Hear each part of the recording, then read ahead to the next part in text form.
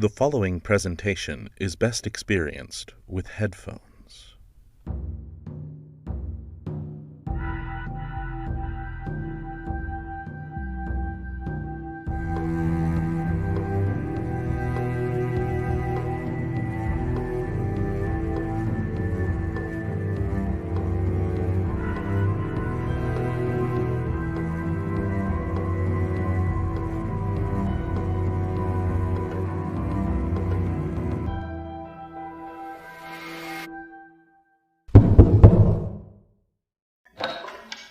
Hello, honoured guests. It is so good to see you. Since last we saw you, we have been preparing to confront Greer. Yes, after Emerson and I discovered the portal through the looking glass, the plan seemed to fall perfectly into place. But please, come in from outside, honoured guests. Tonight we will be meeting in the cellar of the house. Yes, now watch your step, dear ones. Oh, mind that hole. We're almost there. And here we are. They're so happy you're here. Have you told them the plan? Not yet. We were telling them how perfect it is, though. Almost too perfect. What do you mean, Asteria? I just think everything fell together a little too nicely here at the end. You and Morgana even discovering the entrance of a new portal in the house seems suspicious. Why would Greer make it so conspicuous, and why haven't any of us noticed it until now? Perhaps we were not looking at all the possibilities before. I think we should still be cautious. You never know who you can trust. Well, my friend, I do believe that has conjured a tale, for I see the crackle of a story on those flames. The fire burns bright, with stories ever knowing. Well, a story of revenge and capture is very appropriate. Hopefully not our capture. I believe we will succeed. This short story is calling rather loudly. It is a story first published in November of 1846. In a fall issue of Godey's Lady's Book, a popular magazine that circulated from 1830 to 1896. The author of this tale is known as the master of Gothic fiction, one Edgar Allan Poe. Tonight, we tell the story of The Cask of Amontillado. Montresor was a nobleman. A nobleman who had been insulted many times by a person named Fortunato, Montresor had suffered 1,000 injuries of Fortunato. and had borne as best he could. But Fortunato had crossed the line, and now Montresor uttered. I vow revenge. Montresor would not give utterance to a threat. At length I would be avenged. He not only wanted to punish, But to punish with impunity. It must be understood that neither by word or deed had I given Fortunato cause to doubt my goodwill. he continued to smile in Fortunato's face, who did not perceive that the smile now was at the thought of his immolation. He had a weak point, this Fortunato. He prided himself on his connoisseurship in wine. I was skillful in the Italian vintages myself, and brought largely whatever I could. It was this knowledge that led to Fortunato's It was about dusk, one evening during the supreme madness of carnival season, that I encountered my friend. He accosted me with excessive warmth, for he had been drinking much. Fortunato had on a tight-fitting party-striped dress. And his head was surmounted by the conical cap and bells. Montresor was so pleased to see him that he thought he should never have done wringing his hand. Montresor said to Fortunato, My dear Fortunato, you are luckily met. How remarkably well you are looking today. But I have received a pipe of what passes as Amontillado, and I have my doubts. How? Amontillado? A pipe? Impossible! And in the middle of Carnival? I have my doubts, and I was silly enough to pay a full Amontillado price without consulting you in the matter.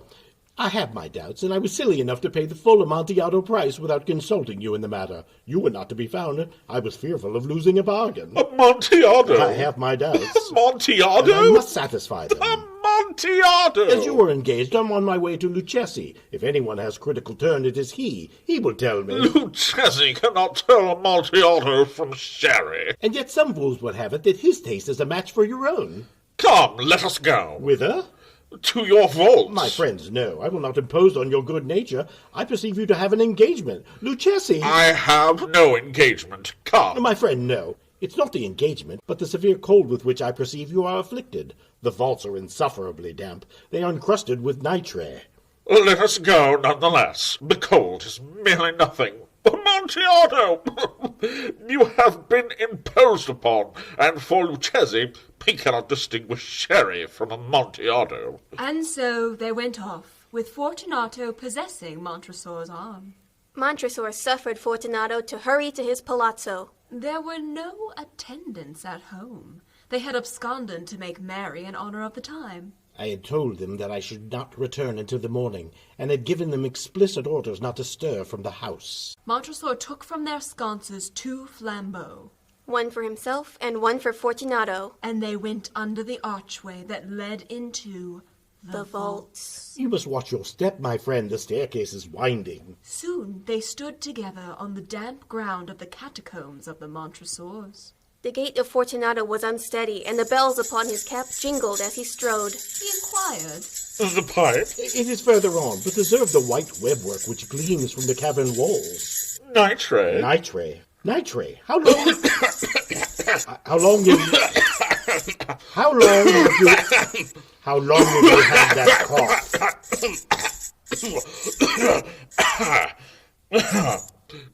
It is nothing. Come, we will go back. Your health is precious. You are rich, respected, admired, beloved. You are happy as I once was. You are a man to be missed. For me it is no matter. We will go back. You will be ill, and I cannot be responsible. Besides, there is Lucchesi. Enough! The cough is a mere nothing. It will not kill me. I shall not die of a cough. True, and indeed I had no intention of alarming you unnecessarily, but you should use all proper caution. A draught of this Medoc should defend us from the damps. Here Montresor knocked off the neck of a bottle which he drew from a long row of its fellows. Drink. I drink to the buried that repose around us. And I to your long life. They continued on. These vaults are extensive. The Montresors were a great and numerous family. I forget your arms. A huge human foot door in a field azure. The foot crushes a serpent rapid, whose fangs are embedded in the heel. And the motto? Nemo me impuni necessit, or no one attacks me with impunity. Good! The wine sparkled in Fortunato's eyes, and his bells jingled. They had passed through the walls of piled bones, with casks and puncheons intermingling, into the inmost recesses of the catacombs. Montresor paused again, and spoke, seizing Fortunato by the elbow. The nitrate, see, it increases. It hangs like moss upon the vaults. We are below the river's bed. The drops of moisture trickle down among the bones. Come, we will go back ere it's too late. Your cough is... It's nothing. Let us go on. But first, another draught of Medoc. Montresor broke and reached him a flagon of de Grave. Fortunato emptied it at a breath. Again Montresor offered Fortunato his arm, who leaned upon it heavily. And they continued. They arrived at a deep crypt, in which the foulness of the air caused the flambeau rather to glow than flame. At the most remote end of the crypt there appeared another less spacious. Its walls had been lined with Human remains, piled to the vault overhead, in the fashion of the great catacombs of Paris. Within the wall, thus exposed by the displacing of the bones, the pair perceived a still interior recess. In depth about 4 feet, In width 3, in height 6 to 7. it seemed to have been constructed for no special use within itself, but formed merely the interval between 2 supports of the roof of the catacombs, and was backed by a wall of granite. Montresor pushed. Proceed. Herein is the Amontillado. As for Lucchesi, He is an ignoramus. And they too pressed forward. In an instant, Fortunato had reached the extremity of the niche, and finding his progress arrested by the rock, stood bewildered. A moment more, and I had fettered him to the granite. For in its surface were 2 2 iron iron staples, staples. distant from each other about 2 feet. From one of these depended a short chain. From the other a padlock. Throwing the links about his waist, it was but for the work of a few seconds to secure it. He was too much astounded to resist. Montresor withdrew the key and said, Pass your hand over the wall. You cannot help feeling the nitre. Indeed, it is very damp. Once more, let me implore you to return. No? Then I must positively leave you. But I must first render you all the little attentions in my power. The Amontillado? True, the Amontillado. As Montresor said these words, he busied himself among the pile of bones. He threw them aside and soon uncovered a quantity of building stone and mortar. With these materials and with the aid of my trowel, I began vigorously to wall up the entrance to the niche. He had scarcely laid the first tier of the masonry when Montresor discovered that the intoxication of Fortunato had worn off. Montresor heard a low moaning cry from the depth of the recess. It was not the cry of a drunken man. There was then a long and obstinate silence. I laid the second tier, and the third, and the fourth, and then I heard a furious vibrations of the chain. The noise lasted for several minutes. When at last the clanking subsided, I resumed the trowel, and finished without interruption the fifth, the sixth, and the seventh tier. The wall was now nearly upon a level with Montresor's chest. I again paused, and holding the flambeau over the mason work, threw a few feeble rays upon the figure within. This caused Fortunato to scream. At first, Montresor hesitated, but then began to mock Fortunato and mimic his cries.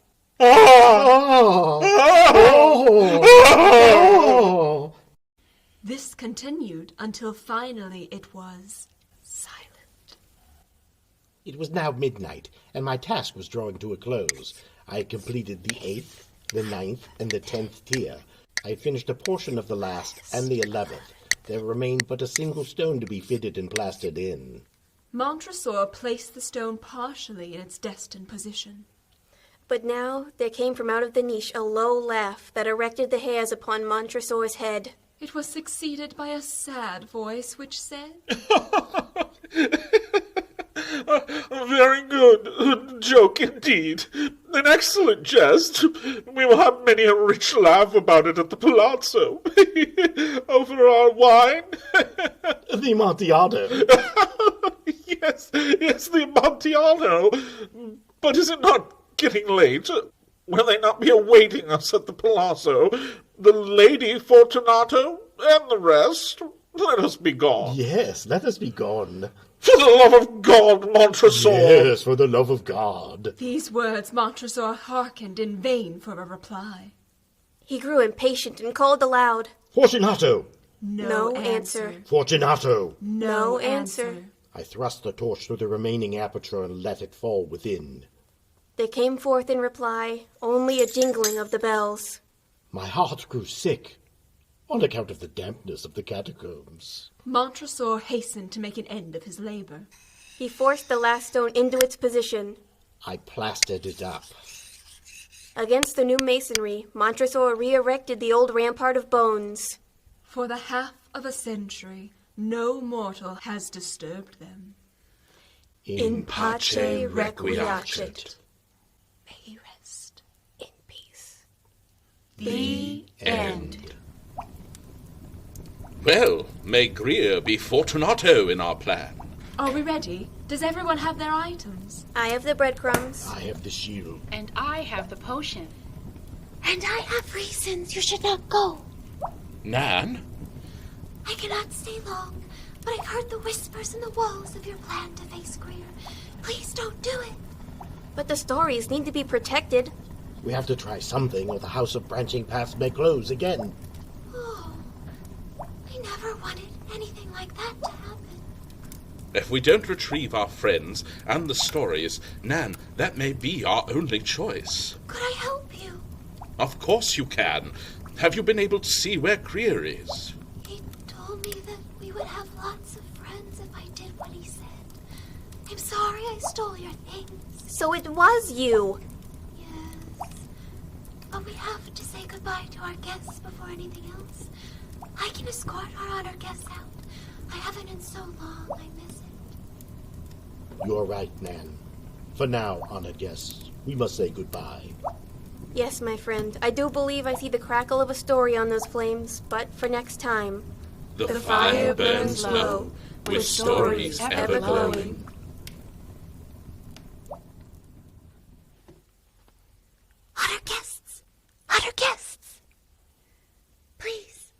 this way. I'm so sorry for everything you've been through. Where are you going? I'm guiding them out. Then I'll be back. That is not what we talked about. I know, but... Don't you want them to stay? The guests are your friends. Bring them to me, and they can stay here with you. Forever. Forever? I'd have friends with me here. Just bring them to me. Otter guests, I'm sorry. We have to go this way, through this smear. You just hop in. No, don't let them go through there. Honored guests, no! Well...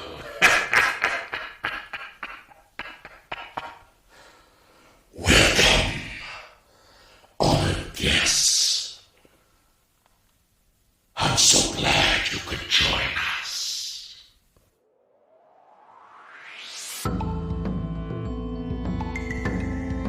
You have been listening to The House of Branching Paths, a theatrical podcast experience brought to you by Round Two It Productions, created by Mark Kilmer and Carol Ann Miller, with featured artists Kimmy Kidd, Bill Blanky, and Caitlin Sowers, with music by Elegy.